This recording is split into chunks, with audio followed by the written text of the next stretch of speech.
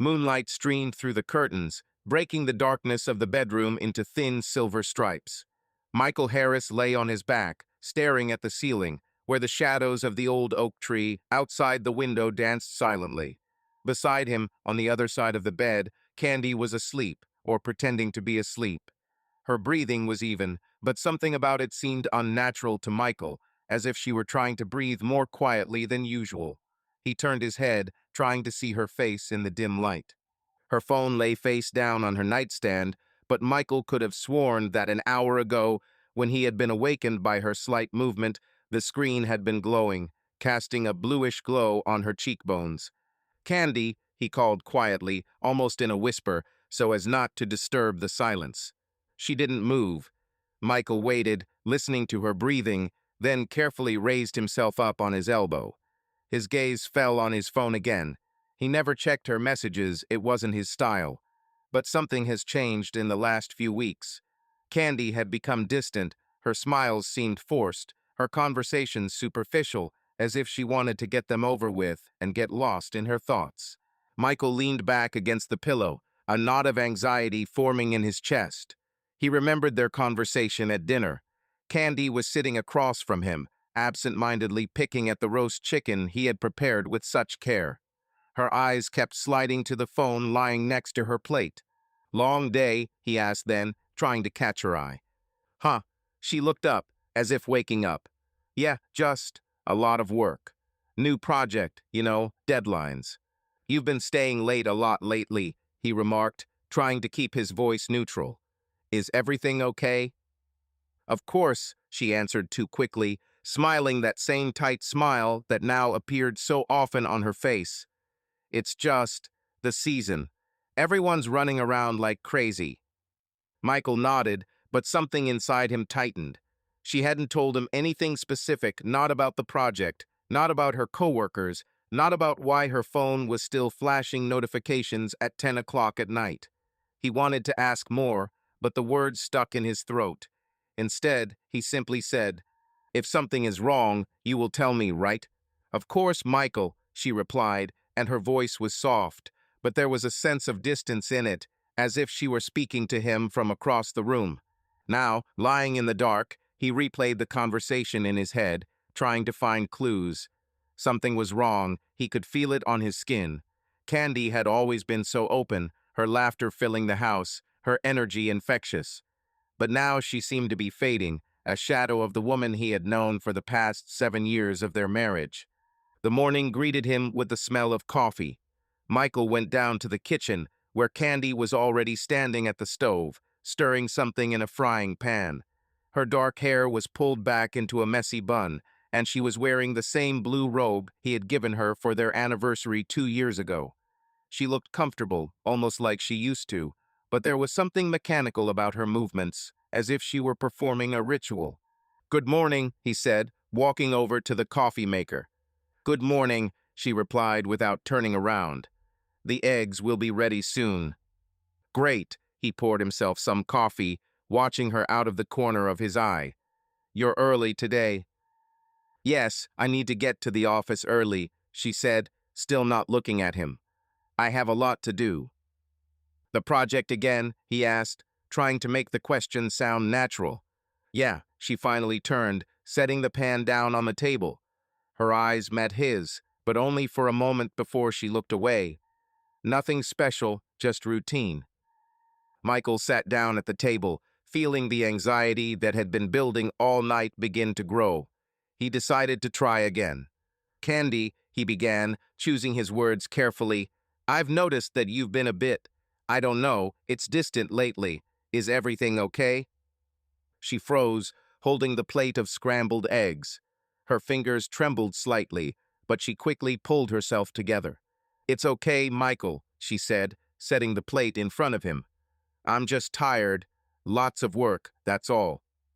"Are you sure?" He looked at her, trying to find some hint of truth in her face. "If something's wrong, I want to know. We're a team, right?" She smiled, but the smile was the same forced, as if pulled onto her face by force. "Of course, team," she said, sitting down opposite. "Don't worry, everything is under control."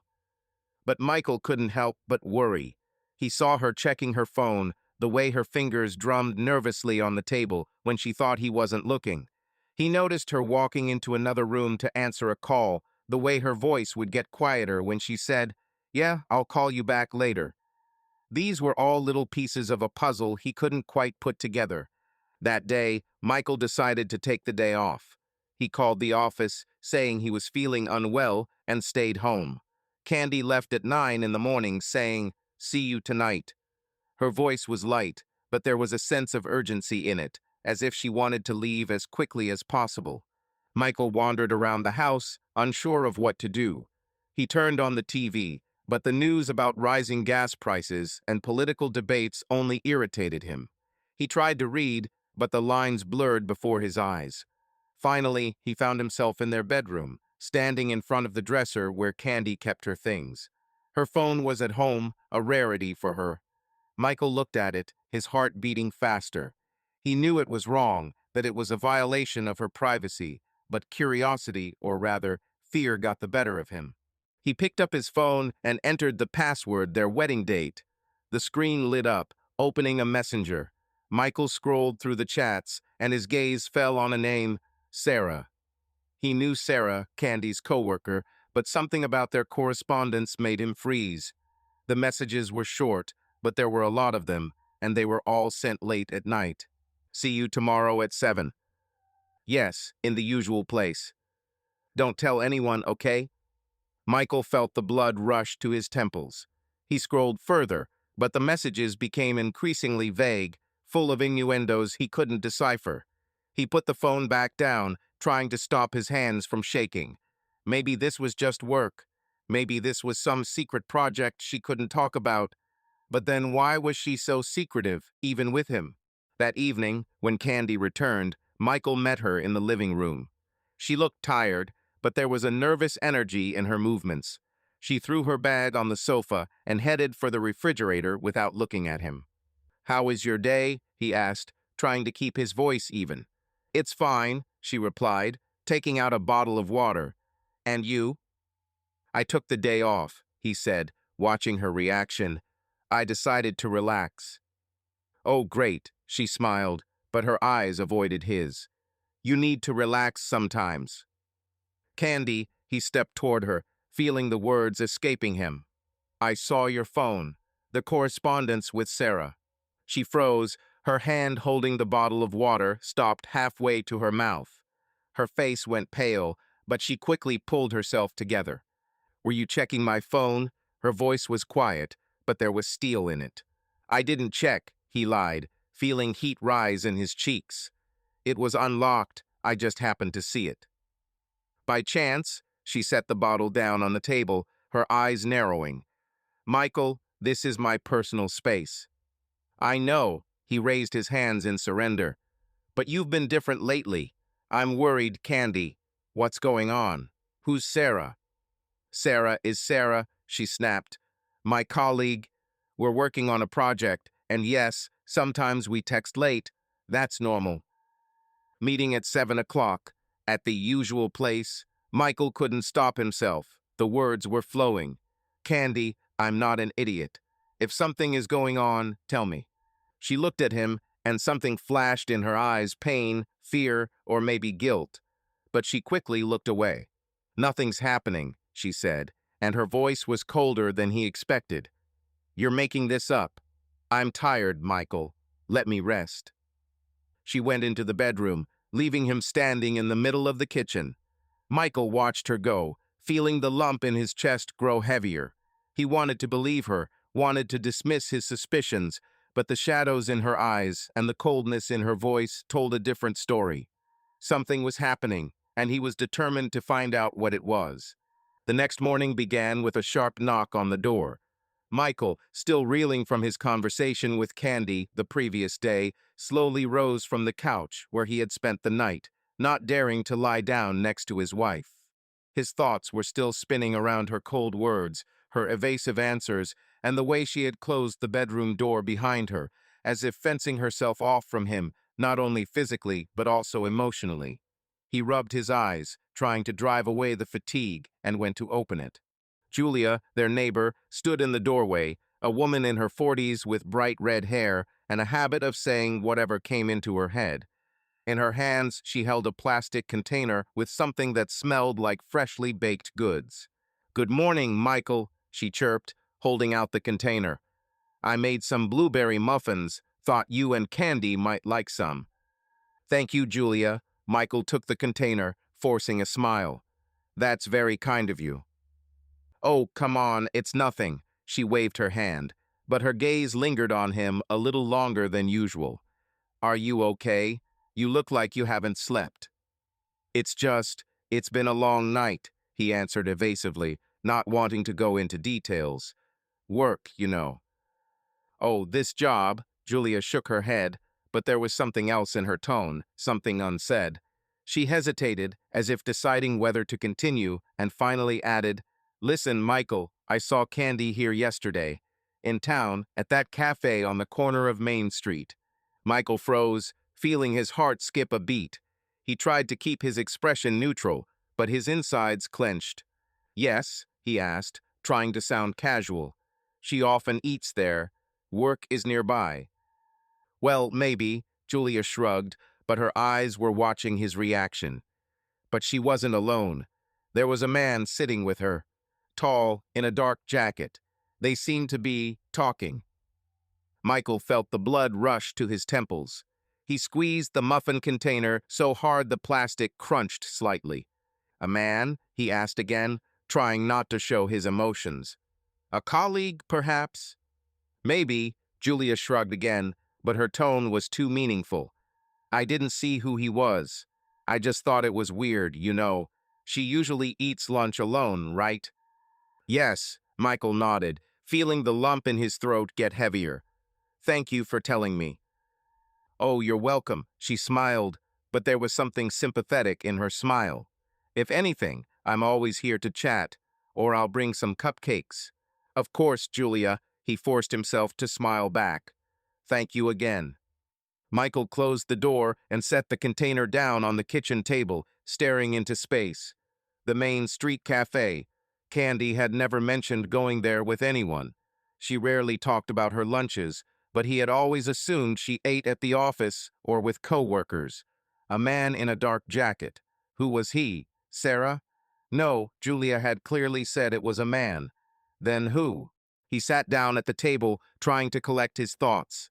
The correspondence with Sarah from the previous day was still burning inside him. "Meet me at 7, at the usual place." Could it have been a cafe or something else? Michael felt the suspicions he had been trying to push away starting to take shape, becoming more and more real. Candy had left for work before he woke up. Her absence from the house felt like an emptiness, which only increased his anxiety. He picked up his phone and opened their shared chat. The last message from her was last night, a short, "Good night." Nothing out of the ordinary, but now even those words seemed foreign to him. "Damn it, Candy," he muttered, looking at the screen. "What are you hiding?" He decided he couldn't just sit there and wait. Michael put on his jacket, grabbed his keys, and headed to the car. The Main Street Cafe was 15 minutes away. He didn't know what he was hoping to find there. Maybe Candy was there again. Maybe one of the staff knew something. But sitting at home and running through the worst-case scenarios in his head was unbearable. The cafe was small, with large windows and cozy wooden tables. It smelled of freshly brewed coffee and baked goods. Michael looked around, but Candy was nowhere to be found. He walked up to the counter, where a young woman with a nose piercing was wiping down the coffee machine. "Hello," he began, trying to sound confident. "I'm, looking for someone. My wife, Candy, sometimes dines here. Brunette, about my age, usually in a business suit." The girl looked up, frowning thoughtfully. "Candy. Yeah, I think I know her. She often gets caramel lattes, right?" "Exactly." Michael felt a little relieved that she was known here. "Was she here yesterday?" "Yesterday," the girl thought, tapping her fingers on the counter. "Yes, I was. With some guy, I think. They were sitting over there, by the window." Michael turned, following her gesture. The table by the window looked ordinary, but in his mind it had already transformed into a place where Candy was sitting with someone he knew nothing about. "And this guy, have you seen him before?" he asked, feeling his voice tremble. "I'm not sure," the girl shrugged. "He was wearing a jacket, a dark one, I think. He looked, well, like a businessman of some sort." They talked for quite a while. "Thank you," Michael nodded, trying to hide how much this confirmation of Julia's words hurt him. "If she comes again, can you, I don't know, tell her I stopped by?" Of course, the girl smiled, but there was something sympathetic in her gaze, like Julia's. "No problem." Michael walked out of the cafe, feeling the air grow heavier. He got into his car, but didn't start the engine. Instead, he just sat there, watching the people passing by, hurrying about their business. His mind was full of questions. Who was this man? Why hadn't Candy mentioned him? And why was she acting so strange? When he got home, he decided it was time to have a frank conversation. He didn't want to guess anymore, didn't want to give in to these shadows that were gathering around their marriage. When Candy returned that evening, he was waiting for her in the living room, sitting on the sofa with a mug of cold tea in his hands. "Hi," she said, throwing her bag on the floor. "You're early today." "Candy, we need to talk," he said, looking her straight in the eyes. She froze, her face tense. "About what?" she asked, and that coldness that had so frightened him appeared in her voice again. "About you. About us." He stood up, feeling determination fighting fear. "Today Julia said that she saw you in a cafe, with some man, and the cafe confirmed that you were there yesterday, with someone in a dark jacket." Candy turned pale, her fingers clenching into fists. "Were you following me?" Her voice was quiet, but there was anger in it. "No, I wasn't following." Michael shook his head. Candy, I'm worried. You're withdrawing, you're hiding something. Who is this man?" "It was a colleague," she snapped, crossing her arms. "We were discussing work. Why are you making an issue of this?" "Because you don't tell me anything." His voice became louder than he expected. "You come home late, you text at night, you avoid me. I don't know what to think, Candy. Think that I'm tired." She almost screamed, her eyes shining with tears or anger, he couldn't tell. "I'm going through a tough time at work, and you're making up some spy stories." "Then tell me." Michael stepped toward her, his voice softening. "Tell me what's going on. I want to believe you, but you won't give me a chance." Candy looked at him, and for a moment he thought she was going to cry. But instead, she turned away, her shoulders tense. "I don't want to discuss this," she said quietly. "I need to shower." She walked away, leaving him alone with his thoughts again. Michael watched her go, feeling the shadows of suspicion deepen even more. The coincidences were forming too disturbing a picture, and he knew he couldn't just let it go. The next morning came with gray skies and a light rain that pounded the windows as if trying to get in. Michael sat at the kitchen table, holding a mug of coffee that had long since gone cold. He had been up most of the night, replaying the conversation with Candy the night before in his head, her harsh words, her gaze filled with something he couldn't quite place: anger, fear, or guilt. Her refusal to talk only added fuel to his suspicions. He wanted to believe her, wanted to convince himself that it was all just his imagination, fueled by Julia's words and a casual glance at her phone. But the truth was slipping through his fingers like sand, and with each passing day, he felt further and further from the Candy he once knew. She came down to the kitchen just as the clock struck 7 in the morning. Her hair was still damp from her shower, and her face was pale, with faint shadows under her eyes. She looked tired, but there was a determination in her movements, as if she were preparing herself for yet another conversation she wanted to avoid. "Good morning," she said, pouring herself coffee. Her voice was even, but there was no warmth in it. "Good day," Michael replied, looking at her over the top of his mug. "You're early today." "As always," she shrugged, not looking at him. "Lots of things to do." He wanted to say something, to ask, to try again to break through the wall she had erected, but the words were stuck. Instead, he just watched her move around the kitchen, opening the fridge, taking out the yogurt, carefully placing the spoon on the table. Everything was so familiar, so ordinary, and yet at the same time alien, as if this was not his Candy, but someone else playing her role. Candy, he finally began, trying to keep his voice soft. I don't want things to be like this between us. We've always been able to talk, haven't we? She froze, spoon in hand. Her shoulders tensed slightly, but she did not turn. Michael, I told you yesterday that I was tired. Her voice was quiet, but there was steel in it. I need time to get through my work. Why can't you just give me that time? Because I'm worried. He stood up, feeling his insides tighten. You're not just tired, Candy. You're different. You don't look at me. You don't talk to me. I try to figure out what's going on, but you shut down. She turned, her eyes meeting his, and for a moment he thought she was going to say something important, something that would explain everything. But instead she just sighed. I'm not closing myself off, she said, but her voice was shaking. It's just, things are complicated. Work, deadlines, you know how it is. No, I don't. He stepped closer, trying not to raise his voice. Because you don't tell me. You say work, but I don't know what kind of work it is, who you do it with, why you come home at 10 at night and text at night. Candy, I'm not blind. Her face tightened, her lips pressed into a thin line. She set the yogurt down on the table as if she suddenly didn't need it. I don't want to fight, Michael, she said, and there was something tired and desperate in her voice. I have to go. I'll see you tonight.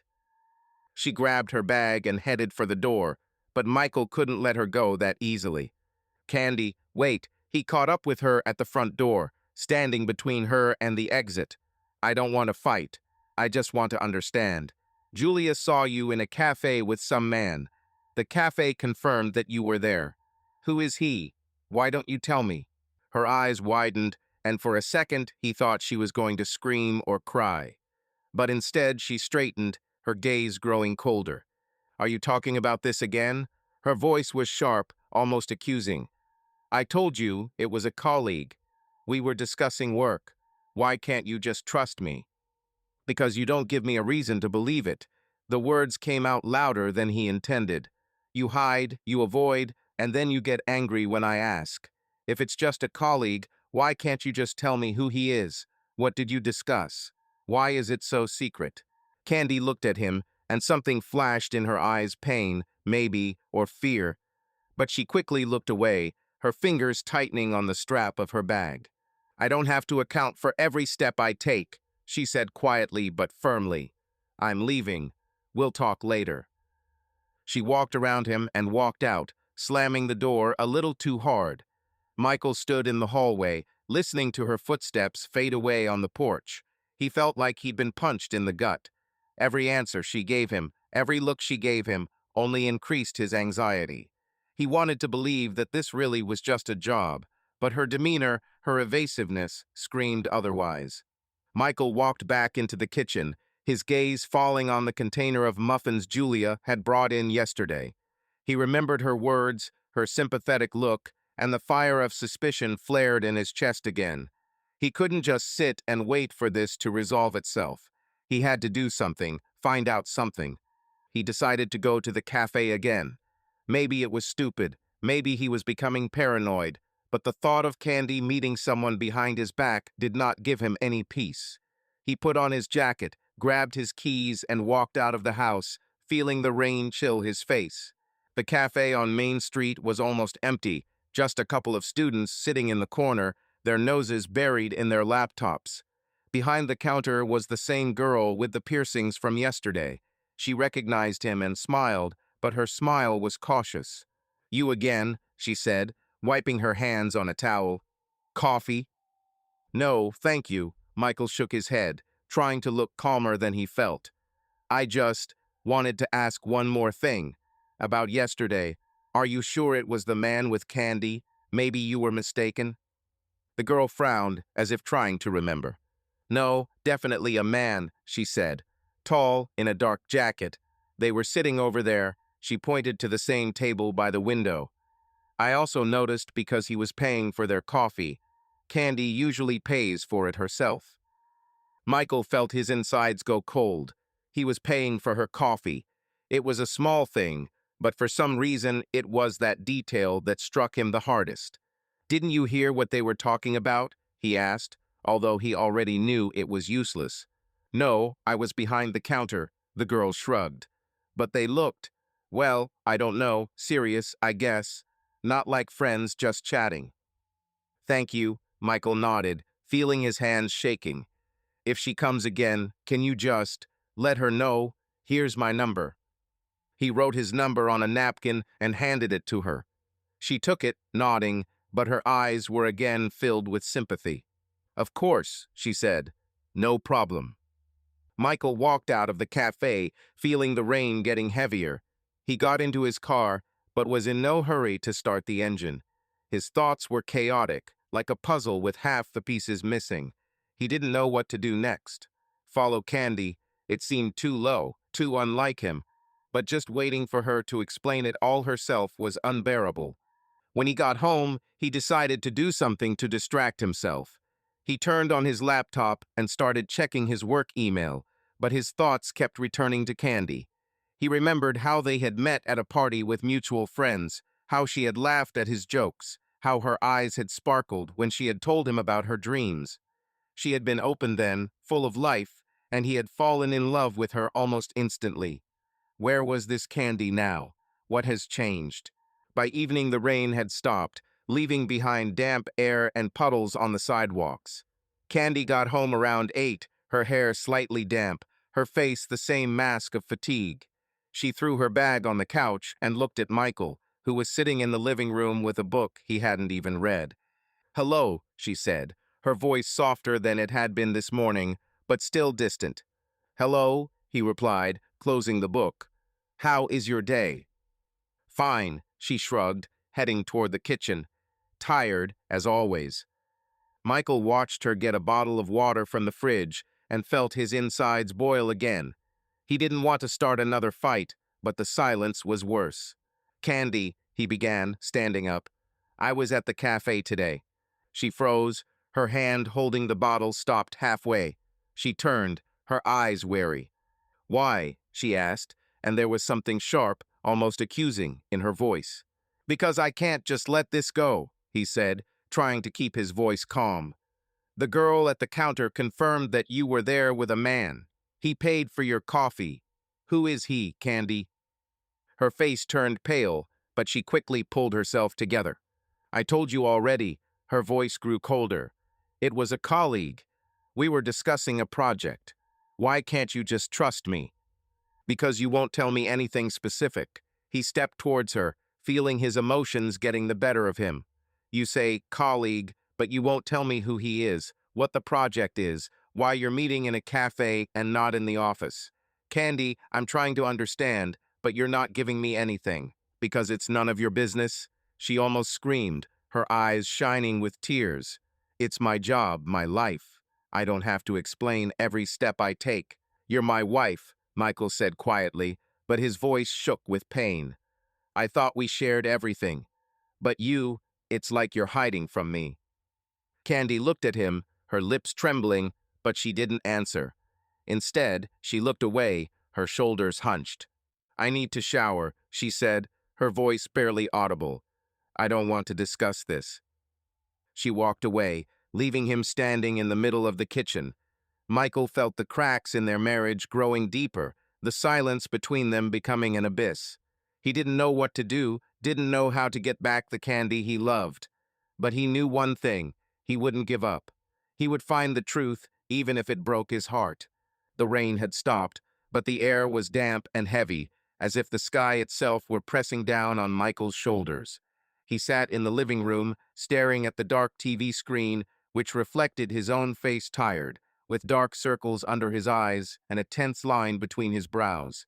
Candy had gone into the bedroom after their latest conversation, which, like all the last ones, had ended in nothing. Her cold answers, his growing anxiety, and a silence that was becoming more and more unbearable. He felt as if he were standing on the edge of a precipice, not knowing whether to jump or retreat. Michael leaned back against the couch, closing his eyes. His thoughts swirled like autumn leaves in the wind, returning to the same moments. Julia's words about Candy in the cafe, his texts with Sarah, his wife's evasive responses.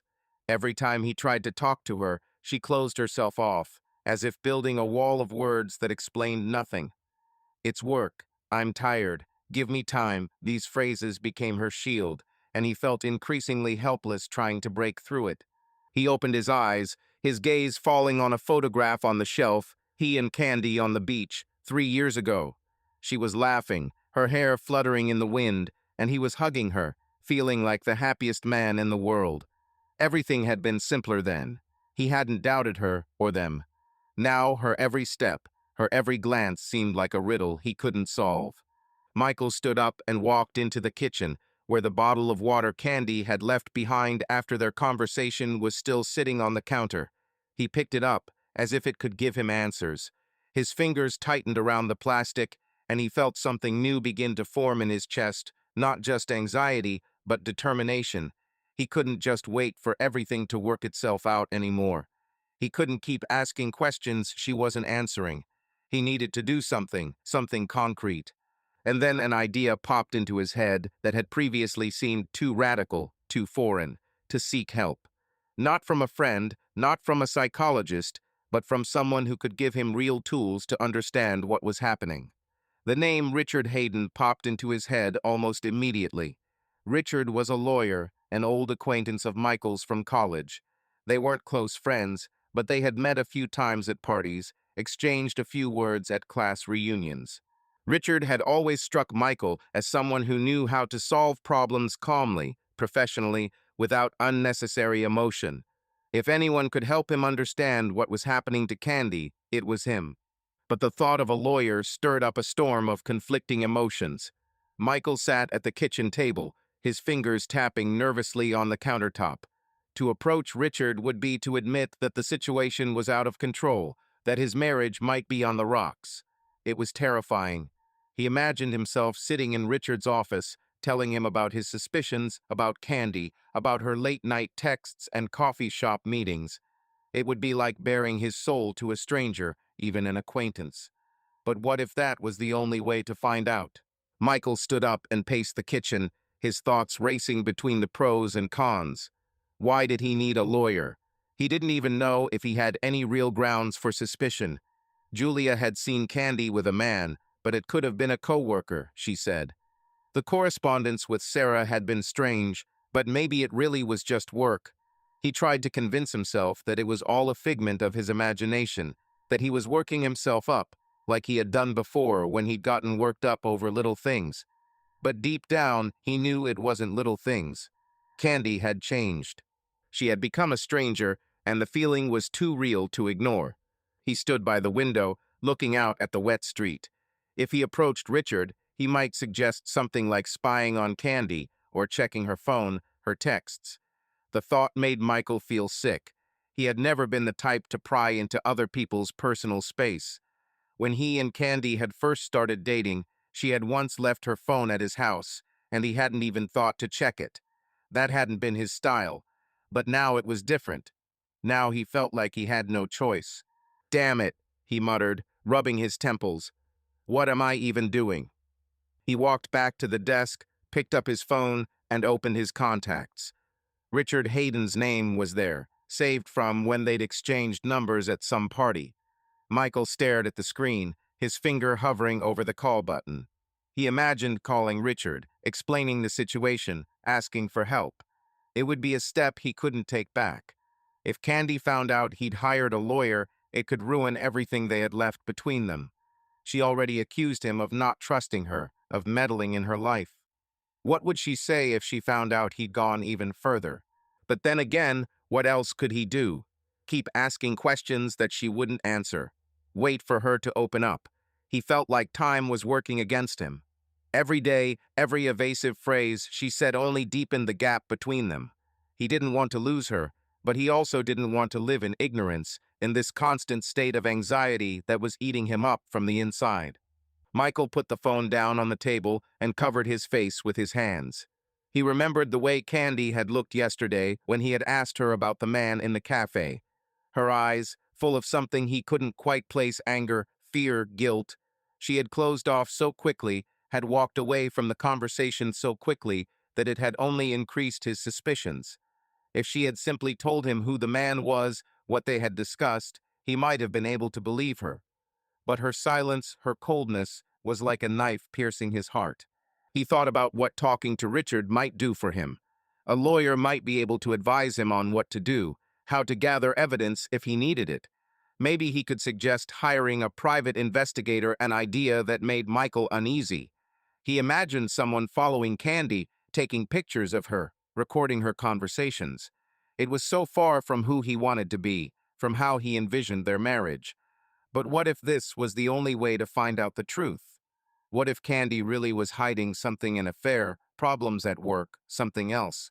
He couldn't just close his eyes and pretend everything was okay. Michael stood up and walked into the living room where their wedding photo lay on the coffee table.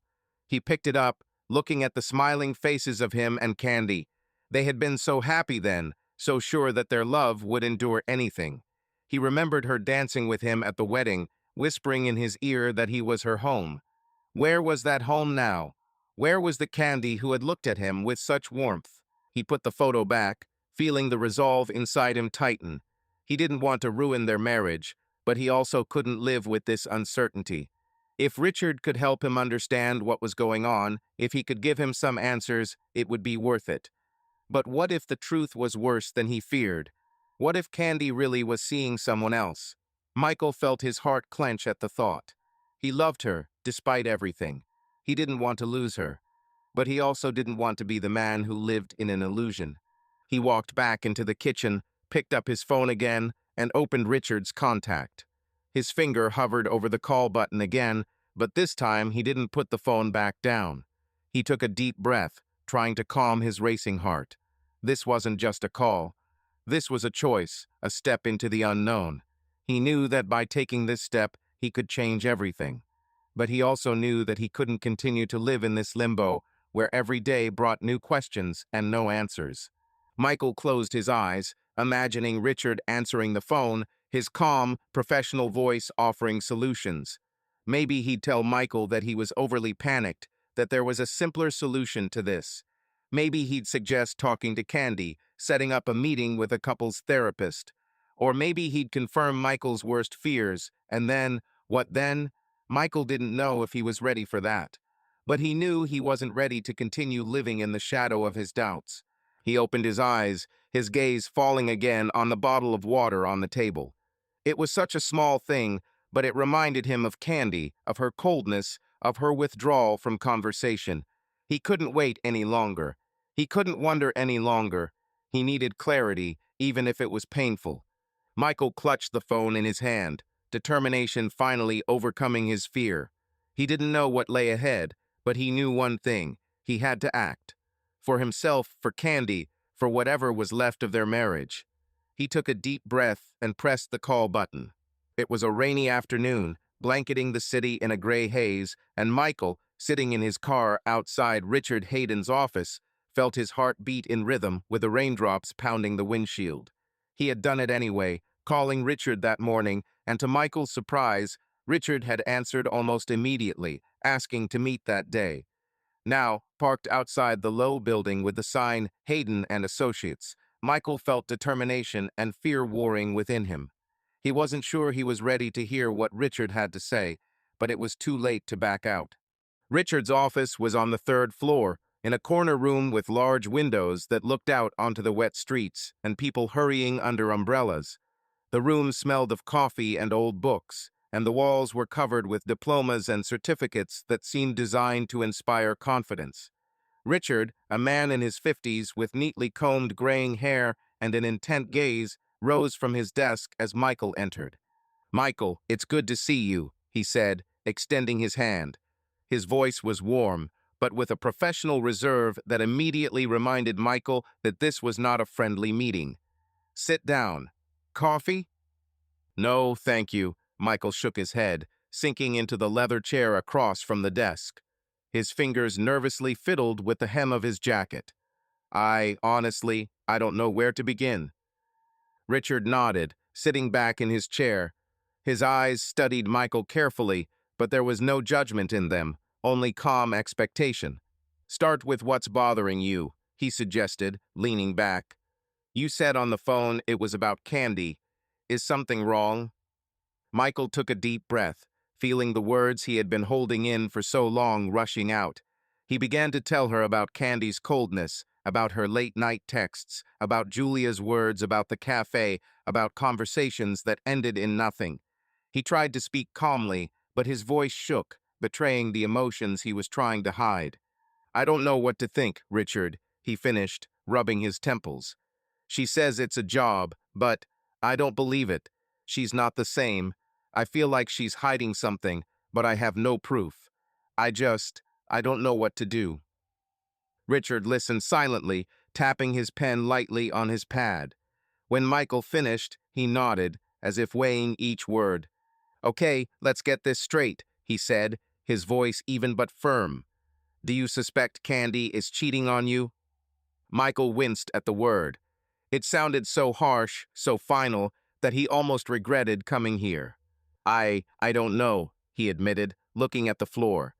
I don't want to believe it, but everything that's happening, her behavior, her evasiveness, I can't ignore it.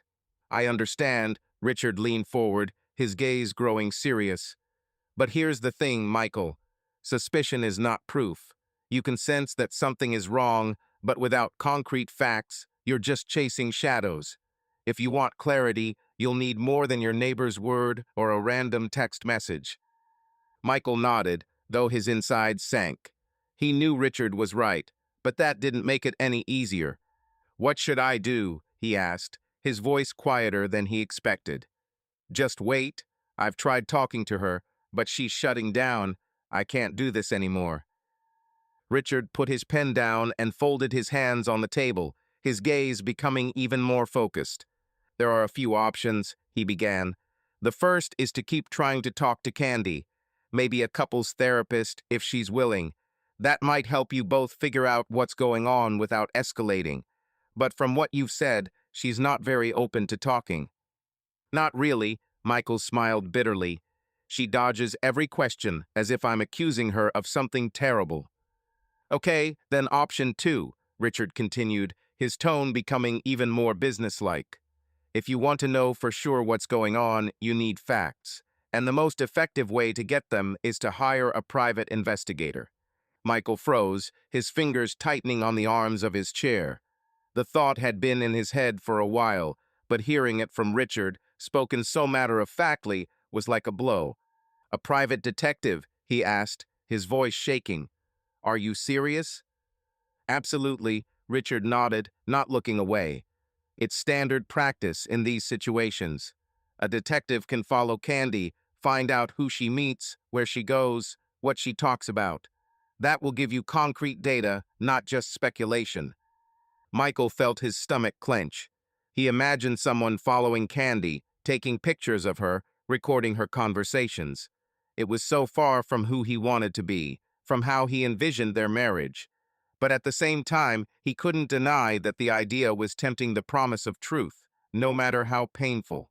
Is this legal? He asked, trying to buy himself time to collect his thoughts. I mean, following her, isn't this a bit much?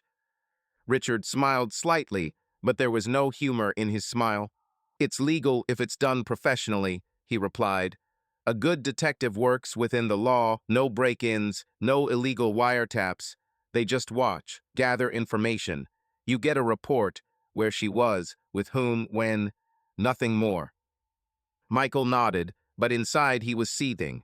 He tried to imagine what it would be like to get a report with pictures, describing Candy's every move. What if there was something in there that would ruin everything?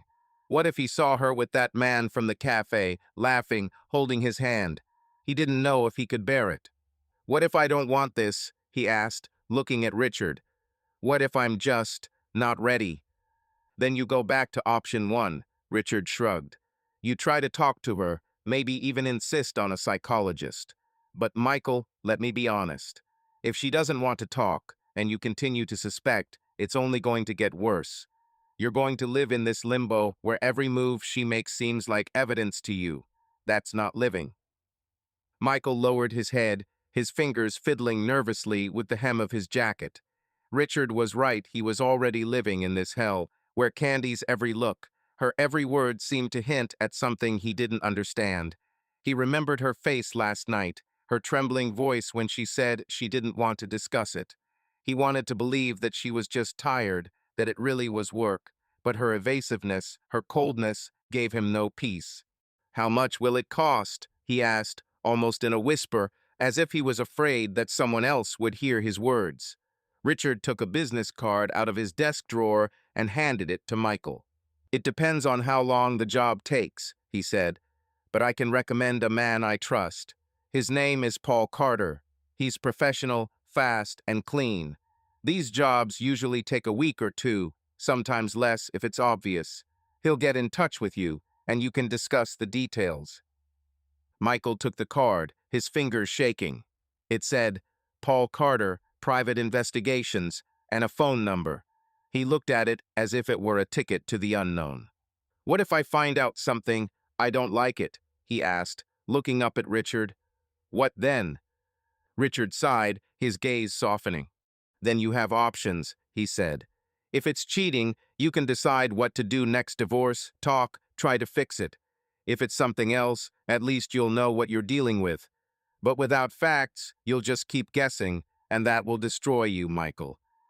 Michael nodded, feeling the lump in his throat grow heavier. He knew Richard was right, but that didn't make the decision any easier. He imagined walking home, looking at Candy, knowing someone was watching her. It felt like a betrayal not just of her, but of himself, the person he'd always been. "I don't want to lose her," he admitted, his voice barely audible. "I love her, Richard, even now, despite everything." "I understand," Richard nodded, his tone sincere. "And believe me, I'm not trying to push you into anything that will ruin your marriage. But if you want to save it, you need to know the truth. Without it, you'll both just drown in it." Michael stared at the card in his hands, feeling it burn his fingers. He knew he had to make a decision, and he had to make it now. He could leave this office, go home, and keep trying to talk to Candy, hoping that she would open up one day. Or he could call this Paul Carter, hire him, and find out what was really going on. Both options scared him, but the second one at least promised clarity. "Give me a couple of days to think about it," he said finally, looking up at Richard. It's not something I can decide right now." "Of course," Richard nodded, his eyes full of understanding. "It's a big step. Think about it, weigh it all up. If you decide to move forward, just call Paul. He knows how to work discreetly. No one will know unless you want them to." Michael stood up, feeling like his legs were barely holding him up. He thanked Richard, shook his hand, and walked out of the office, feeling the rain chill his face again. He sat in the car for a few minutes, looking at the business card he still held in his hand. Paul Carter, Private Investigations. The words sounded like something out of a pulp detective novel, but they were now part of his reality. He started the engine, but didn't drive home. Instead, he just sat there, listening to the rain pound the roof of the car. His thoughts swirled about Candy, about their marriage, about what he might lose. He remembered how he and Candy had planned their future: a house in the country, maybe children, travel. Now it all seemed so distant, like a memory from another life. The decision to hire a detective was like jumping into an abyss. He knew that if he took this step, he might never be able to look at Candy the same way again. But he also knew that he couldn't continue to live in this limbo, where every look she gave him, every word she said, seemed like evidence. He had to find out the truth, even if it broke his heart. Michael put the card in his pocket and finally set off. The drive home was long, but his thoughts were even longer. He knew that soon he would have to make a choice, and that choice would change everything. The days after his meeting with Richard dragged on slowly, as if time had decided to slow down to give Michael more room for doubt. He did call Paul Carter, but he was away, and Thomas Cooper, another detective recommended by Richard, took the case instead. Thomas was a middle-aged man with a raspy voice and a manner of speaking briefly, without unnecessary emotion. Their conversation on the phone was businesslike. Michael told him about his suspicions, about Candy, about the cafe, about the correspondence, and Thomas listened, asking only a few clarifying questions. He did not promise miracles, he only said, "I'll start tomorrow. Give me a week, and you'll get a report." Now, 3 days later, Michael sat in his office, staring at his laptop screen, a cursor blinking on a blank document. He tried to work, but his thoughts kept returning to Candy and the possibility that someone was watching her, recording her every move. It was both a relief and a sickening feeling. Relief because he had finally taken a step toward the truth. Sickening because he had betrayed her trust, even though she had given him the reason to do so. Candy was acting as usual, or rather, as usual for the last few weeks. She left early, came back late, gave monosyllables, and avoided long conversations. Last night, when Michael tried to ask her how her day had been, she had simply said, "Fine, as usual," and gone to the bedroom, citing fatigue. Her phone was with her, as always, and Michael had noticed her checking it, barely thinking that he wasn't looking. It only increased his anxiety, but he forced himself to remain silent, knowing that Thomas was already working. On the fourth day after their conversation, Thomas called. His voice was as hoarse and even as the first time. "Michael, it's Cooper," he said without preamble. "There's something. Can you come to my office? It's best to talk in person." Michael felt his heart skip a beat. He hadn't expected news so soon. Part of him wanted to ask over the phone what exactly Thomas had found, but the other part, the part that was afraid to hear the truth, made him agree. "Yes, I can come," he answered, trying to keep his voice from shaking. "When?" "Today at 4. I'll send you the address." Thomas paused, then added, "Get ready, Michael. This may not be what you want to see." The call ended, leaving Michael in the silence of his office. He stared at the phone, his stomach clenching. "Not what you want to see." The words echoed in his head as he got ready, put on his jacket, and headed out to his car. It took him half an hour to get to Thomas's office, a nondescript building on the outskirts of town, but to Michael it felt like an eternity. His mind raced. What had Thomas found? Photos, recordings, proof that Candy was actually cheating on him, or something else, something he hadn't even thought of. Thomas's office was small, with bare walls and a single window covered with blinds. Thomas himself sat at a metal desk covered with papers and coffee cups. He was stocky, with short dark hair touched with gray and a gaze that seemed to see everything and give away nothing. On the desk in front of him lay a thin folder, and next to him was a laptop with the screen open. "Have a seat, Michael," Thomas said, gesturing to the chair opposite. His voice was calm, but there was a heaviness to it. "Would you like some coffee? I only have an instant, but it's passable." "No, thank you." Michael sat up, his hands clenching nervously in his lap. "What do you have?" Thomas nodded, as if he had expected the question, and opened the folder. He pulled out several photographs and laid them out on the table in front of Michael. Each one was clear, taken at a good angle, and each one showed Candy. She was sitting in a restaurant, not the main street cafe, but somewhere with dark wooden tables and soft candlelight. Across from her sat a man tall, in a dark jacket, with short brown hair and an easy smile. In one picture, he was touching her arm. In another, they were leaning toward each other, laughing. Michael felt the blood drain from his face. He picked up one of the photographs, his fingers shaking. Candy looked happy. Her eyes were shining. Her smile was one he hadn't seen in months. It wasn't the forced smile she gave him at home, but a real, genuine one. "Who is he?" Michael asked, his voice hoarse, almost alien.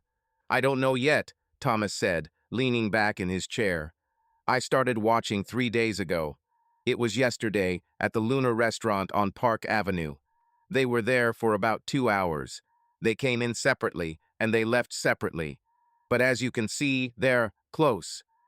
"Close," Michael repeated, his gaze still fixed on the photograph of the man touching Candy's hand. The touch seemed so intimate, so natural, that Michael's heart sank. "Are you sure it's not just a colleague?" Thomas shrugged, his face unreadable. "Maybe colleague," he said. "But colleagues don't usually hold hands in a candlelit restaurant. I'm not making judgments, Michael. I'm just showing you what I see. You wanted the facts, and here they are. Michael put the photo back on the table, feeling everything inside him crumble. He wanted to argue, wanted to say it was a mistake, that Candy wasn't like that she couldn't. But the photos were in front of him, and they spoke louder than any of his objections. "What else?" he asked, forcing himself to look at Thomas. "Is that all?" "For now, yes," the detective replied, tapping his fingers on the table. "I can continue to follow. Find out who he is, where they meet, what they talk about. If you want, I can check her phone calls, her correspondence, but that's a whole other level. I'll need your permission, and it will be more expensive." Michael nodded, though his mind was elsewhere. He imagined Thomas going through Candy's messages, reading her texts, listening to her calls. That would be another step down the drain, another betrayal. But hadn't she already betrayed him? These photos, her smile, her hand in this man's hand, wasn't that betrayal? "I don't know," he admitted, rubbing his temples. "I don't know if I want to know more." Thomas looked at him, his gaze hard, but not without sympathy. "Listen, Michael," he said, leaning forward. "I've been doing this job for 20 years. I've seen it all. Betrayals, secrets, simple misunderstandings. Sometimes people are wrong. They see things that aren't there. Sometimes the truth is worse than they think. But you know what's worse? Living in ignorance. You've already taken the first step. If you stop now, you'll suffer even more." "I don't want to lose her." Michael looked at Thomas, his voice shaking. "I love her. Even now, after this, I don't want it to end."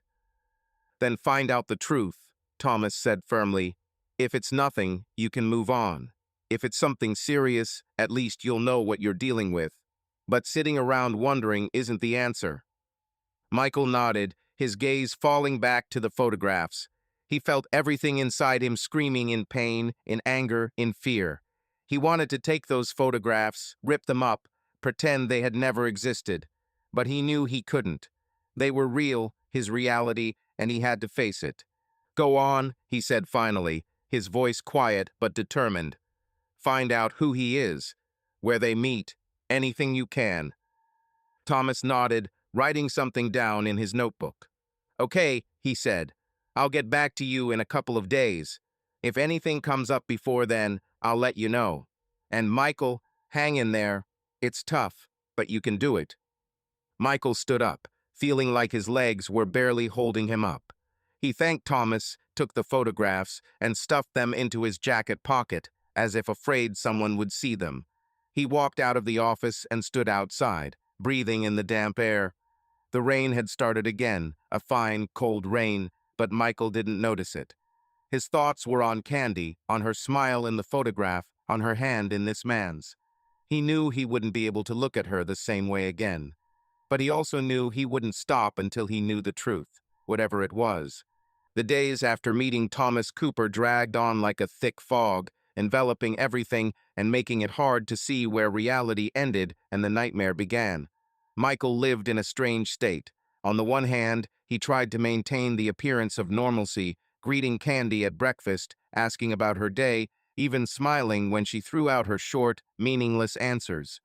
On the other hand, he felt like a man standing on the edge of a cliff, waiting for the ground beneath his feet to finally collapse. The photographs from the restaurant that he had hidden in his desk drawer burned him like hot coals. Every time he looked at Candy, he saw her smiling with that man, her hand in his, and it was like a knife turning in his chest. Candy didn't seem to notice. She continued to leave early, return late, text at night when she thought Michael was asleep. Her behavior hadn't changed, but to Michael, every gesture, every look was now saturated with suspicion. He hated himself for it, for turning into a man who looked for clues in her every move, but he couldn't stop. The decision to hire Thomas had been like a point of no return, and now he waited for his report as if it were a death sentence. Thomas called 5 days after their meeting, on a Friday night. Michael was home alone. Candy was working late, as usual. His phone vibrated on the kitchen table, and he flinched as if struck. Thomas's number appeared on the screen, and Michael felt the blood rush to his temples. "Michael, it's Cooper." The detective's voice was as hoarse and calm as ever. "I have a report." Can you come by tomorrow morning? Say 10. What? What did you find? Michael couldn't help himself, his voice shaking. Just tell me, I can't wait until tomorrow. Thomas paused, and the pause felt like an eternity. This isn't a phone call, he finally said. Believe me, you'd better see it for yourself. I've been in the office since 9. Come over. Michael wanted to argue, wanted to insist, but Thomas had already said goodbye and hung up. Michael sat in the kitchen, staring at his phone, his heart pounding so hard it felt like it was going to burst out of his chest. He knew the news would be bad. He could feel it in Thomas's tone, in his evasive words. But what exactly? What could be worse than those pictures from the restaurant? The night passed without sleep. Michael lay on the couch in the living room, not daring to go into the bedroom where Candy was sleeping. She returned around 11, dropping her usual, "I'm tired, I'll go to bed early" attitude, and he didn't even try to talk to her. He stared at the ceiling, running through all the possible scenarios in his head. Candy with that man in the restaurant, Candy in the car with him, Candy. He forced himself to stop, feeling the nausea rising in his throat. He didn't want to imagine it, but the images crept into his head like uninvited guests.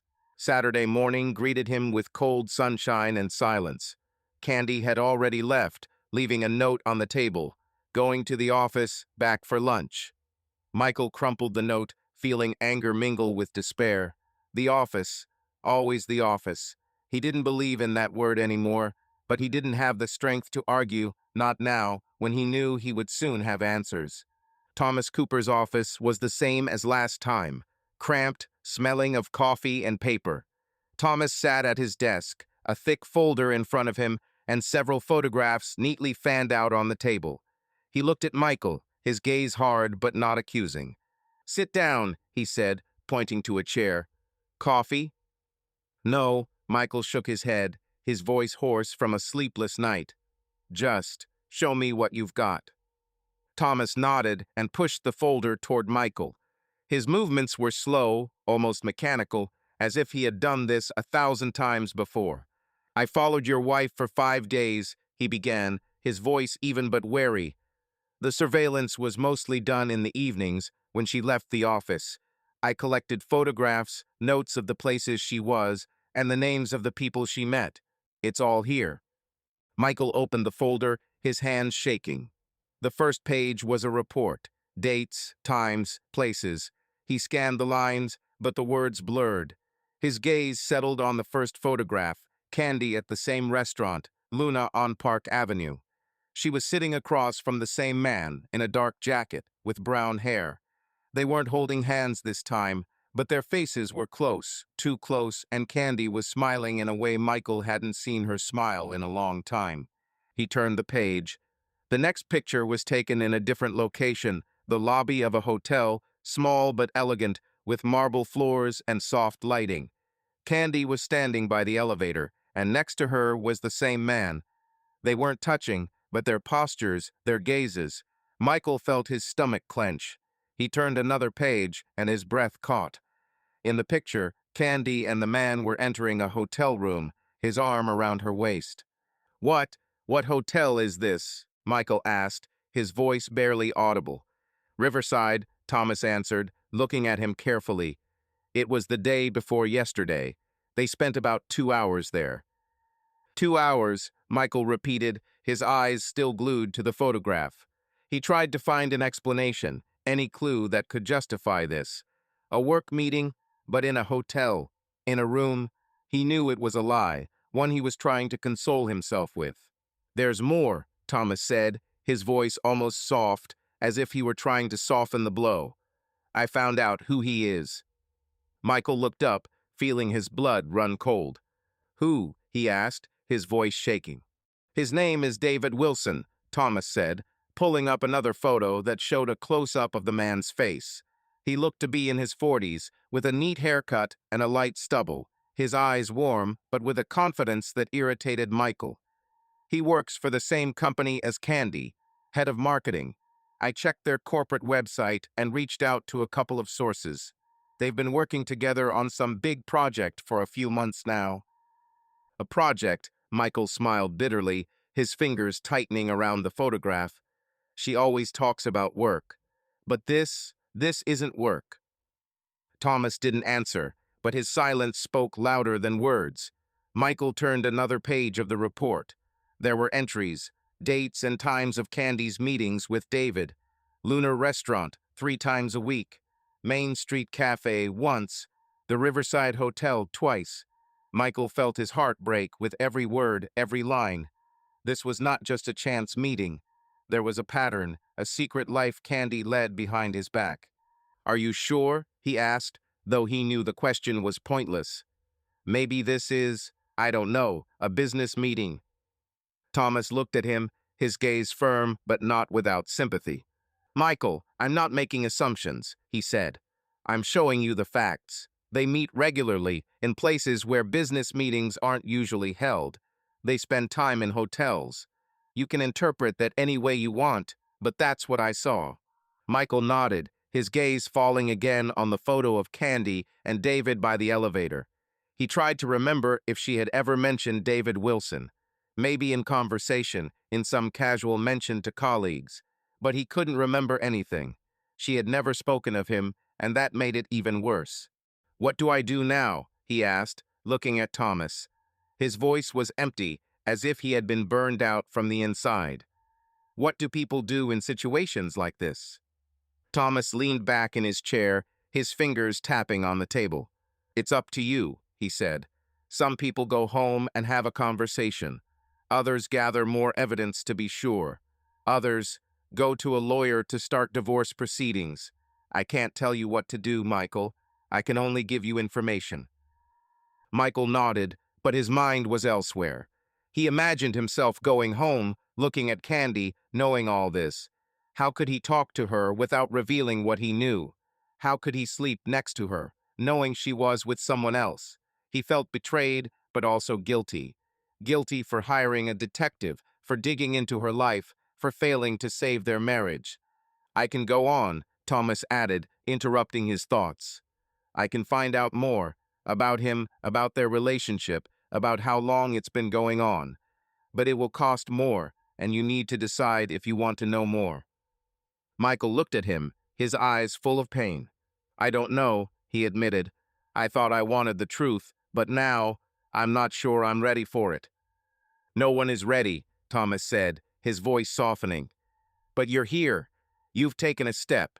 If you stop now, you'll live with this," he gestured to the folder, "and a bunch of unanswered questions."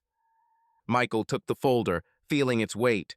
He knew he couldn't just throw it away, forget it, pretend he hadn't seen it.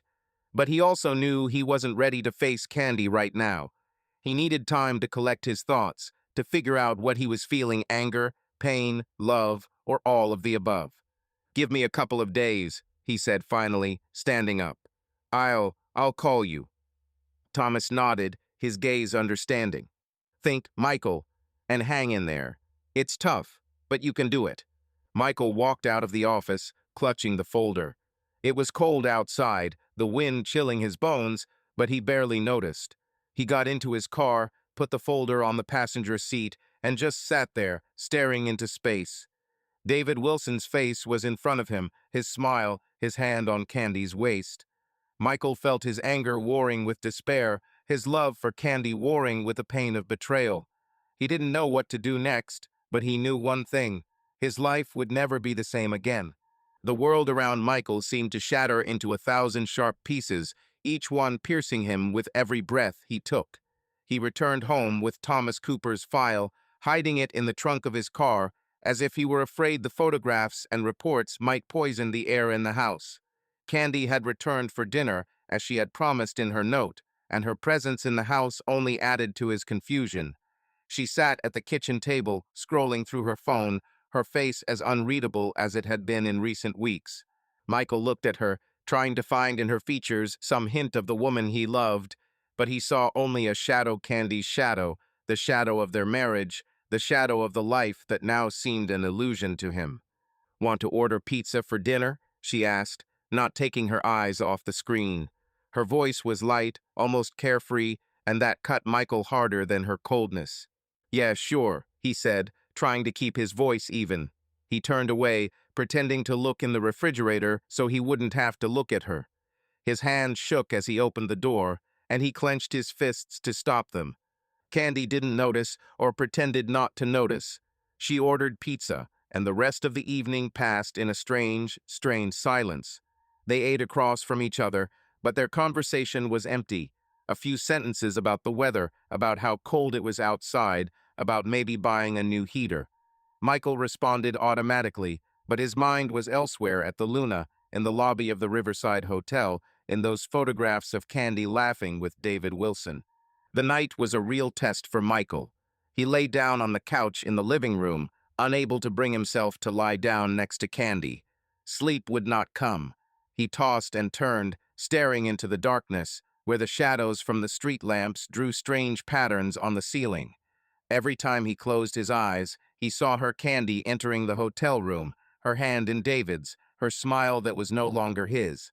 He got up, paced the room, drank water, tried to distract himself, but the images would not go away. They were like poison, slowly poisoning him from the inside. By morning, he felt like a squeezed lemon. His eyes were red from lack of sleep, and his head was a mess. He knew he couldn't go on like this, in this state where every time he looked at Candy, he wanted to hug her and scream at her, asking her why she did it. He couldn't stay silent any longer, but talking to her without knowing how to begin was impossible. He needed advice, someone to guide him, to help him stay on the edge of this abyss. And he thought of Richard Hayden again. Michael called Richard on Monday morning after Candy had left for work.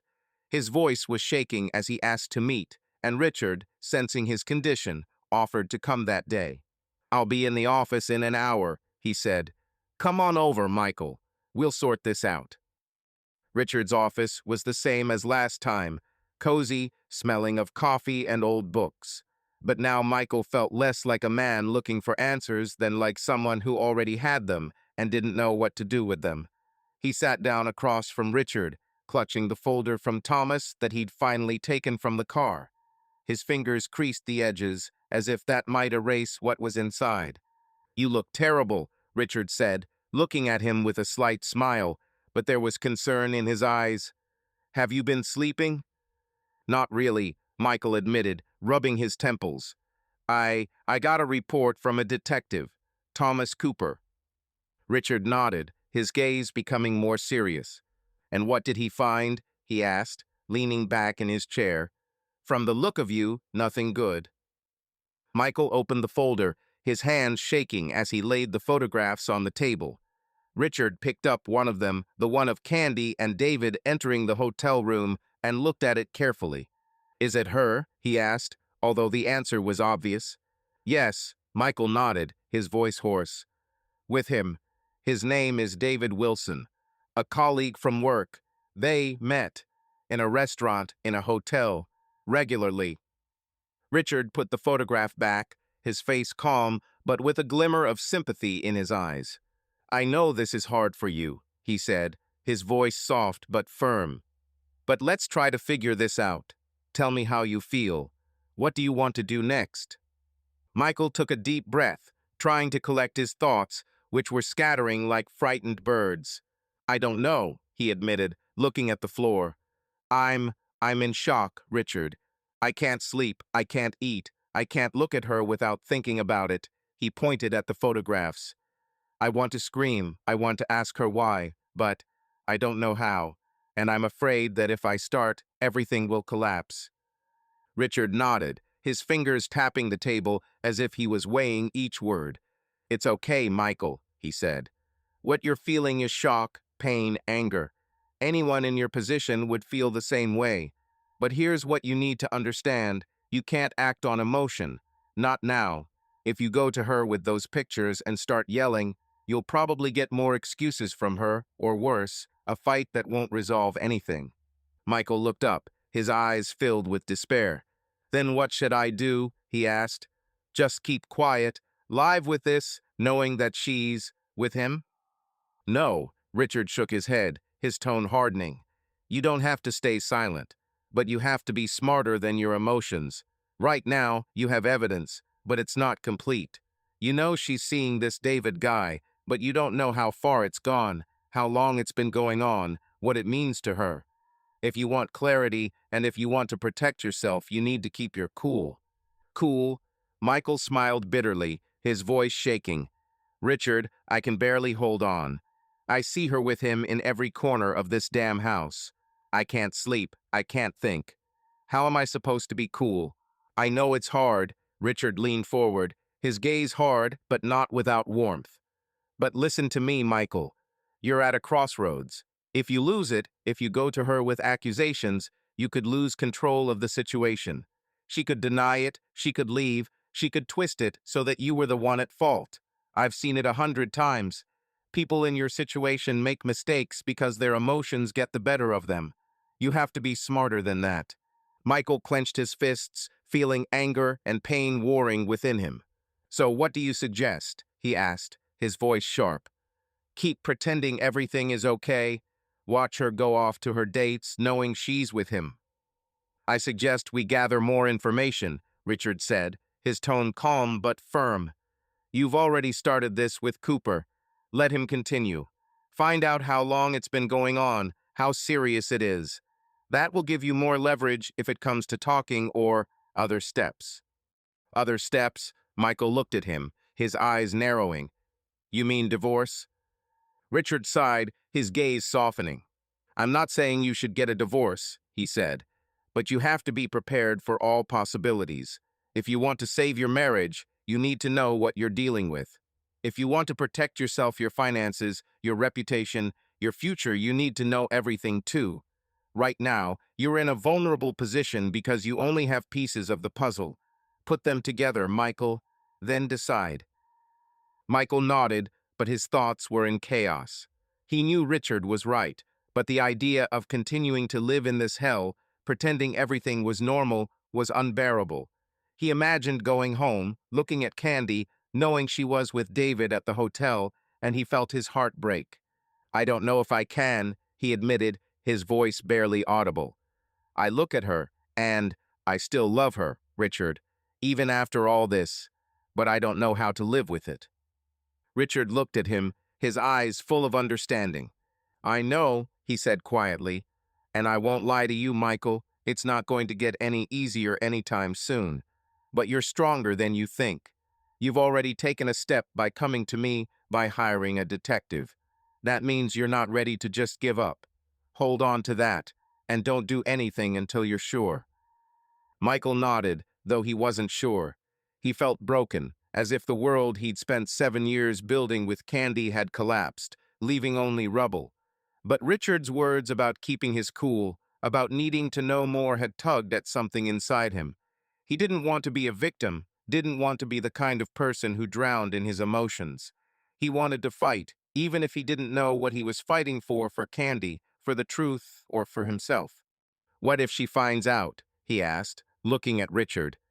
What if she finds out about the detective, about the photographs? Then you'll have a talk, Richard replied, his voice calm. But if she finds out, it'll be her fault, not yours. You're doing this to protect yourself, Michael. Don't forget that. Michael nodded, but his mind was elsewhere. He imagined Candy finding the folder, her eyes widening in shock, screaming at him for not trusting him. But hadn't she given him a reason? Hadn't she broken their trust by dating David behind his back? I'll give Cooper another week, he said finally, his voice firm despite the pain. Let him find out everything he can, and then I'll decide what to do. Good plan, Richard nodded, his eyes approving. And Michael, if you ever need to talk, not necessarily about legal matters, just call. You're not alone in this. Michael thanked him, though the words seemed empty. He walked out of the office, feeling the cold air sting his face. The folder of photos was still in his hands, and he shoved it into his bag, as if afraid someone would see. The drive home was long, and every mile he repeated Richard's words in his head. Keep your cool. It was easier said than done, but he knew he had to try. For himself, for the sake of knowing whether their marriage had a chance or was already lost. The silence in the house had become almost tangible, like a thick fog that seeped into every corner and made it hard to breathe. Michael sat in his office, in the far corner of the house, where the light from his desk lamp cast harsh shadows on the walls. In front of him lay the file from Thomas Cooper, now noticeably thicker with new reports and photographs that the detective sent almost daily. Each new page was like another blow, but Michael kept opening them, as if punishing himself for not being able to prevent this nightmare.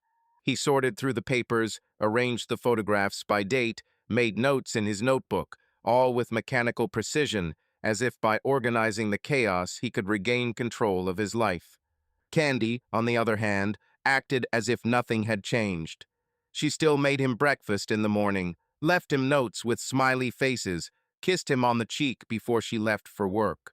Her voice was soft, her smiles were warm, but Michael could tell they were false, like she was putting on a mask to hide the truth. He noticed the way her fingers trembled slightly when she checked her phone, the way her eyes went blank for a moment when she thought he wasn't looking. It was an act, and she played it masterfully, but Michael knew that underneath that mask was another Candy, the one who met David Wilson in restaurants and hotels. "Are you late today?" he asked her that morning, trying to sound casual.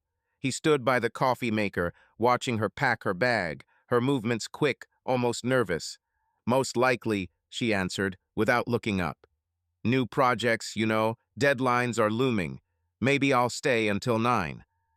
"I see," Michael nodded, feeling his insides tighten. He knew there was no project, or at least not the kind she was talking about. Thomas had sent him another report yesterday. Candy and David were back at the riverside, this time at the hotel bar, sitting at a corner table, their heads so close they seemed to be whispering something intimate. The photo had captured the moment when David leaned toward her, his hand on her wrist, and she hadn't pulled away. "Call me if anything happens," he said, forcing himself to smile. "I'll be waiting." Of course, she smiled back, but her smile was that same one taut, like a taut string about to snap.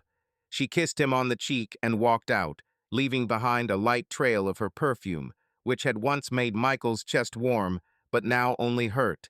He waited until the sound of her car faded into the street, then went up to his office. There, in a drawer of his desk, under a stack of old bills, he kept a folder of evidence. He opened it, sorting through the photographs. Candy and David at a restaurant, Candy and David in a hotel lobby, Candy and David at the elevator. Each photo was a knife, but he forced himself to look, forced himself to remember every detail. He began compiling a chronology, dates, times, places in a separate document that he kept on an encrypted USB drive. It was his way of dealing with the chaos, an attempt to turn the pain into something tangible, something he could control. Thomas Cooper kept sending updates. His messages were short, businesslike. Meeting at Main Street Cafe, 7:30 p.m. Riverside Bar, 8:15 p.m.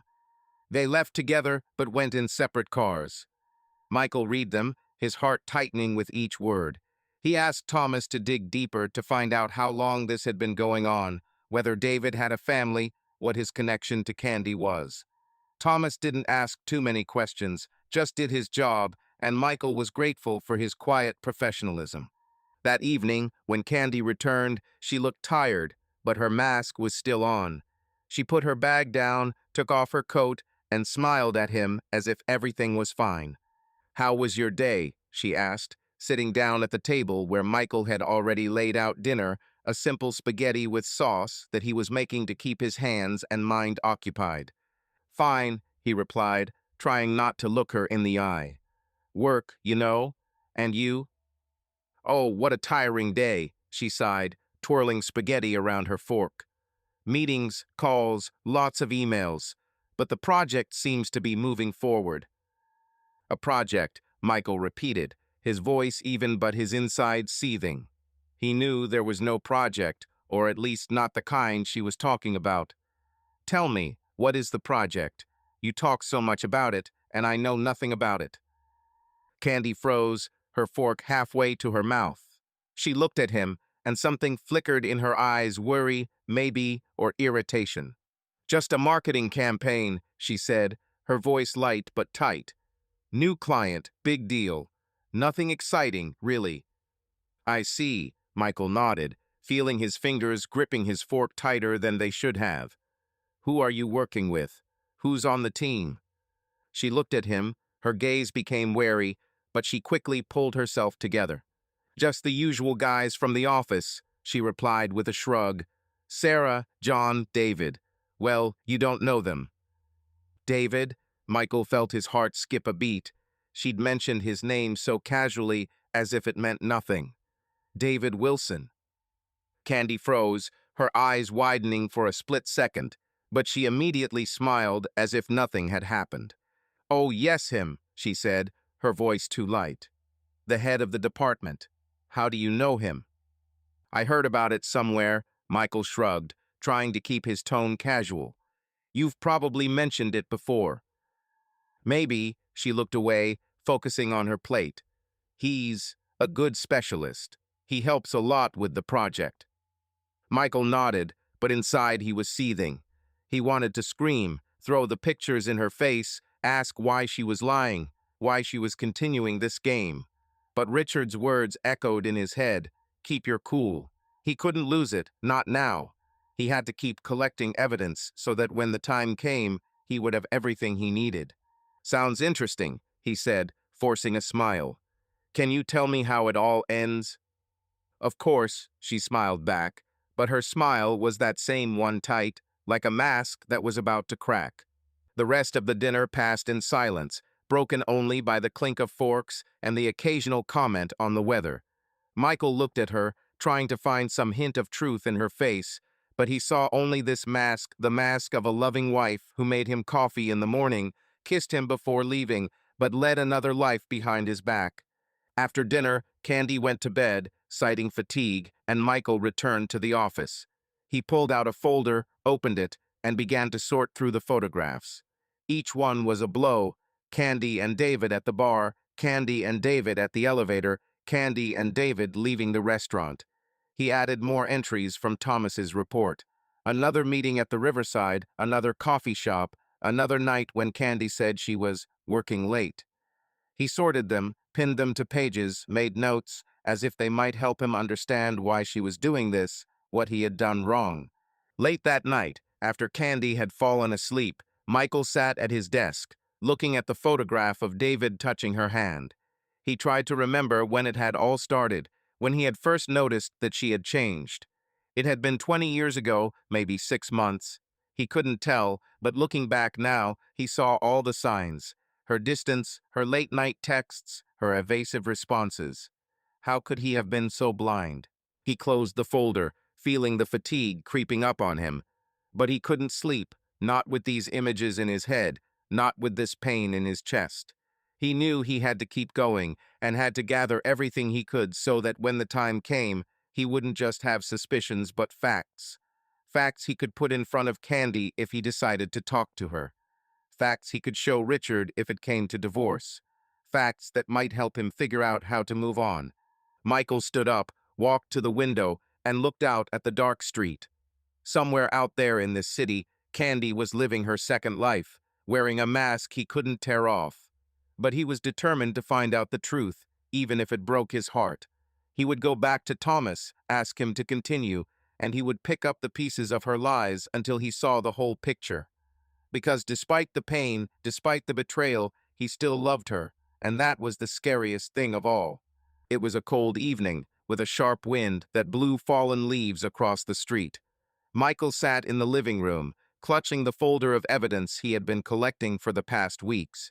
Photos, reports, notes, all of it lay on the coffee table in front of him, like an indictment he could no longer put off.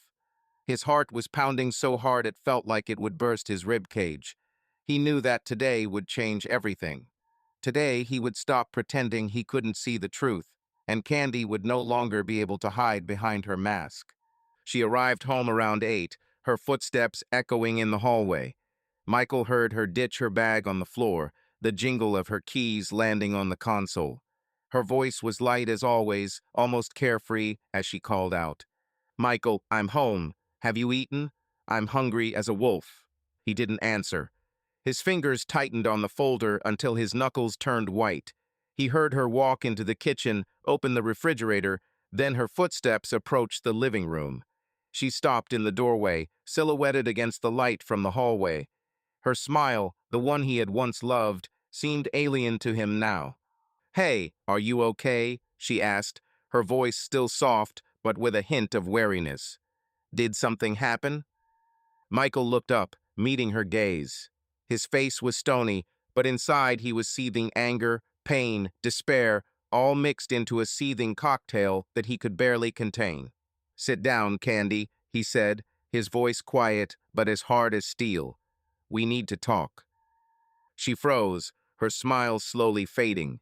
She looked at the folder in his hands, and her eyes narrowed, as if she was already beginning to suspect what was coming. "About what?" she asked, slowly lowering herself onto the sofa opposite him. Her movements were cautious, like those of someone who knows she's treading on thin ice. Michael took a deep breath, trying to keep his emotions under control, as Richard had advised.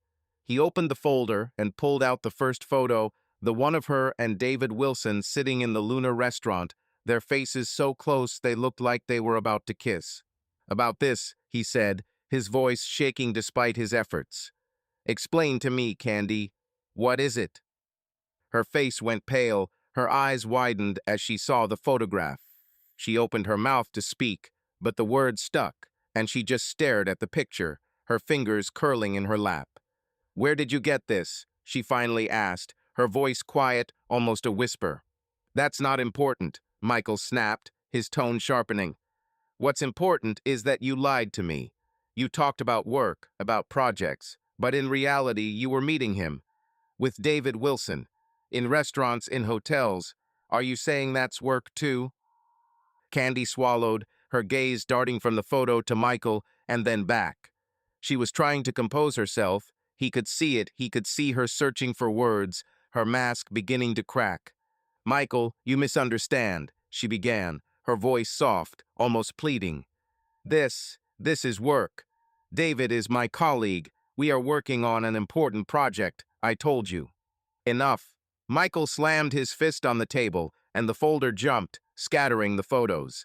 His voice shook with anger. "Stop lying. I know about the hotel, Candy. The Riverside. You were there with him, more than once. You entered the room together. Is that a project, too?" Her face turned white as chalk, her eyes filled with tears, but she still tried to hold on. "You were following me?" Her voice grew louder, accusatory. "You hired someone to spy on me? How could you?" "How could I?" Michael almost screamed, his eyes burning. "Are you serious? You lied to me for months, Candy. You came home, kissed me, told me you loved me, and then went to him. Do you think I was supposed to just sit there and wait for you to decide to tell the truth? It's not what you think." She jumped up from the couch, her voice shaking, but there was something desperate in it. "Yes, I dated David, but it's not. It's not what you think. We're friends, Michael. We work together a lot. We have dinner sometimes. It's normal." "Friends?" Michael laughed bitterly, his voice full of pain. "Friends don't hold hands in candlelit restaurants. Friends don't go to hotels, Candy. You think I'm an idiot? Here, look." He grabbed another photo, the one of David touching her waist by the elevator, and threw it on the table. "Is that friendship?" Candy looked at the picture, and her mask finally cracked. She covered her face with her hands, her shoulders shook, and Michael realized she was crying. But her tears did not evoke sympathy in him, only more anger. "Why, Candy?" he asked, his voice breaking. "Why did you do this? I loved you, I trusted you. We were a team, you said so yourself. What did I do wrong?" She looked up, her eyes red from tears, but there was something else in them, a mixture of guilt and stubbornness. "You didn't do anything," she said, her voice hoarse. "This isn't about you, Michael. I don't know how to explain it. It just happened." "It happened?" He took a step toward her, his voice growing louder. "You didn't just trip and fall into his arms, Candy. You chose this every time you went to him, every time you lied to me, every time you looked me in the eye and pretended everything was okay. How could you?" "I didn't mean to," she almost screamed, her voice shaking. "Do you think I planned this? Do you think I wanted to ruin everything? I'm confused, Michael. Work, stress, all of it. David was there. He listened. He understood. And I didn't understand. Michael looked at her, his eyes full of pain. I asked you, I tried to talk, but you closed yourself off. You pushed me away, Candy, and then you ran to him. Why didn't you come to me? Because you didn't see me. Her voice broke, tears streaming down her cheeks. You saw the Candy you wanted to see, the perfect wife, always smiling, always okay. But I'm not like that, Michael. I was tired. I was out of breath. I didn't know how to tell you. So you've decided to sleep with someone else. His words were like a blow, and he saw her flinch. Is this your way of coping? It's not. She trailed off, her lips trembling. It wasn't like that. It's not just physical. I don't know how to explain it. I didn't mean to hurt you. But you hurt. Michael looked at her, his voice quieter, but there was so much pain in it that it seemed to fill the entire room. You ruined everything, Candy. I trusted you. I loved you. And you chose him. She was silent, her gaze falling on the photographs scattered across the table. She reached out to take one, but stopped, as if afraid to touch it. I didn't want it to end this way, she said finally, her voice barely audible. I still love you, Michael. Don't say that, he shook his head, his eyes shining with tears he refused to let fall. You can't love me and do that. You can't lie to my face and tell me you love me. That's not love, Candy. Then what should I do? She looked at him, her face wet with tears. Say I'm sorry, that I'll do anything to make it right? I don't know how, Michael. I don't know what you want from me. I wanted the truth, he said, his voice firm despite the pain.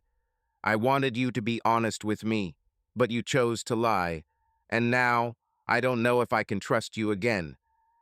She was silent, her shoulders slumped, as if all her fighting spirit had evaporated. Michael looked at her, at the woman he loved more than anything in the world, and felt something inside him break completely. The trust that had been the foundation of their marriage was shattered, and he didn't know if it could be repaired. What now? She asked, her voice empty. Do you want me to leave? Michael looked at her, his heart torn between wanting to hold her and screaming at her to get out. He didn't know what to say.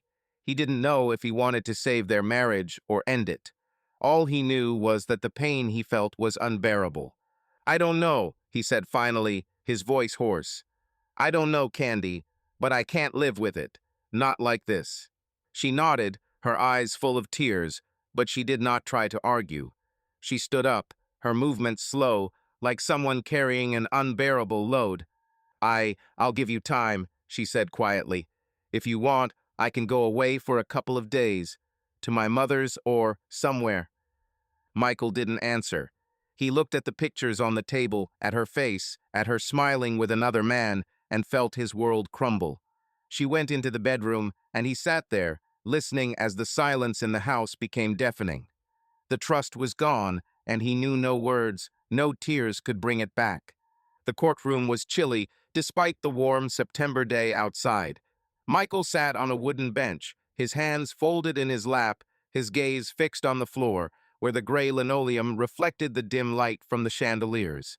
Next to him, Richard Hayden, in a sharp navy suit, was shuffling through papers, his fingers moving with a practiced confidence. Across the aisle, Candy sat, her face pale, her eyes bloodshot, as if she hadn't slept for several nights. She avoided his gaze, focusing on her lawyer, a young man with a nervous smile who looked ill at ease. Michael didn't want it to end this way. After their conversation, when he showed her the evidence, Candy went to her mother, as she had promised. For several days she called, wrote, tried to explain, to apologize, but her words sounded empty, like an echo in an empty room. Michael didn't answer. He couldn't. Every message, every call from her took him back to those photos, to her smile with David Wilson, to her lies that had destroyed everything he considered his world. He loved her, even now, but the love was poisoned by betrayal, and he knew he couldn't live with it. Richard was the one who helped him make his decision. After their last meeting, when Michael, still torn by doubts, came to him with a folder of evidence, Richard was straightforward. You can't go on like this, Michael, he said then, his voice firm but not without sympathy. You gave her a chance to explain herself, and she chose to lie. Now you have to protect yourself, your future, your finances, your dignity. Divorce is not the end, it's the beginning. You deserve truth and peace. Michael agreed, although every step towards this decision was like a blow to the heart. He instructed Richard to prepare the paperwork, and a week later they filed for divorce. Candy, having learned about it, tried to meet with him, but Michael refused. He did not want to see her tears, did not want to hear her excuses. All he wanted was one thing: to move on, even if it meant leaving behind 7 years of their marriage. Now, in the courtroom, he felt like he was in someone else's body. Everything seemed unreal. The judge's voice reading the case, the rustling of papers, the quiet whispers of the lawyers. Richard stood up, his voice calm and confident as he began to present his case. "Your Honor," he began, "my client, Michael Harris, has filed a suit for divorce on the basis of proven adultery on the part of the defendant, Candy Harris. We have compelling evidence, including photographs, private investigator reports, and a chronology of the defendant's meetings with a third party, David Wilson, that establishes that she has been conducting a secret relationship in violation of the trust and obligations of the marriage." Michael watched as Candy hung her head, her hands clenched into fists. Her lawyer stood up, trying to object, but his voice was unsure. "Your Honor, my client acknowledges that she had meetings with her colleague, but they were strictly professional in nature," he said, leafing through his notes. "We ask that you consider the possibility of reconciliation of the parties, since the defendant expresses a sincere desire to save the marriage." Richard looked at Candy's lawyer with a slight smile that didn't bode well. "Professional character?" he asked, his voice dripping with mild sarcasm. "Your Honor, allow me to present evidence that disproves that assertion." He walked up to the judge's desk and handed over a folder of photographs and Thomas Cooper's reports. Michael watched as the judge, an older woman with a stern face, looked through the pictures: Candy and David at the Luna restaurant, their intimacy in the bar of the Riverside Hotel, their figures disappearing into the room. Her eyebrows rose slightly, but she said nothing, merely nodded for Richard to continue. "These photographs," Richard continued, "were taken by a licensed private investigator over a 2-week period. They clearly show that the defendant's meetings with David Wilson were far from professional. Moreover, we can provide additional evidence, including records of the times and places of the meetings, which confirm their regularity and intimate nature." Candy looked up, her eyes full of pain, but she remained silent. Michael felt his heart tighten, but he forced himself not to look away. He wanted her to look at him, to understand that her lies had brought them here, to this cold room, where their marriage was torn apart like a broken toy. Candy's lawyer tried to argue, but his arguments were weak. He talked about stress at work, about misunderstandings, about Candy being truly sorry, but every word was drowned out by the weight of the evidence Richard methodically laid out for the judge. Michael listened, but his mind was elsewhere, at their home, at the nights Candy came home late, at the smiles he mistook for love, at the lies that had ruined everything. "Your Honor," Richard finished, his voice firm but not without respect, "my client does not seek revenge. He seeks justice. He trusted his wife, but she broke that trust, and now he is forced to protect his future. We ask for a dissolution of the marriage and a division of property in accordance with the law, given the circumstances of the case." The judge nodded, her gaze moving to Candy. "Mrs. Harris," she said, her voice calm but stern, "is there anything you would like to add?" Candy stood up, her hands shaking as she gripped the edge of the table. She looked at Michael, and for a moment he thought she was going to cry. But she pulled herself together, her voice quiet but clear. I didn't mean for it to end this way," she said, her eyes fixed on Michael. "I know I made a mistake. I know I hurt you, Michael, and I'm sorry. I still love you. But if you want a divorce, I won't argue with you." Michael felt his throat tighten. Her words echoed their last conversation in the living room, but now they sounded even emptier. He wanted to believe her, wanted to believe that she was sorry, but the photographs, the reports, and her lies stood between them like an impassable wall. He turned away, unable to meet her gaze. The judge made a note on her papers, her face expressionless. "I will make a decision after reviewing all the materials," she said. "The hearing will continue in 2 weeks." Richard nodded, gathering his papers and placing a hand on Michael's shoulder as if to remind him that he wasn't alone. Candy and her lawyer walked out first, and Michael watched her go, her figure small and frail in the doorway. He expected to feel relief, but instead he felt only emptiness. As he and Richard left the courtroom, the lawyer looked at him with a slight smile. "You did well," he said, his voice warm. "It was a tough day, but you did the right thing." "Right?" Michael smiled bitterly, his gaze fixed on something far away. "I lost her, Richard. I lost everything." "You lost love," Richard agreed, his tone growing serious. "But you kept your dignity. And believe me, Michael, that's worth more than you think. Candy lost more her reputation, her trust, maybe even her career if word got back to her colleagues. You're coming out of this with your head held high." Michael nodded, but Richard's words brought no comfort. He felt empty, as if everything that made up his life had been torn out. He knew that divorce was the only way, but that didn't make it hurt any less.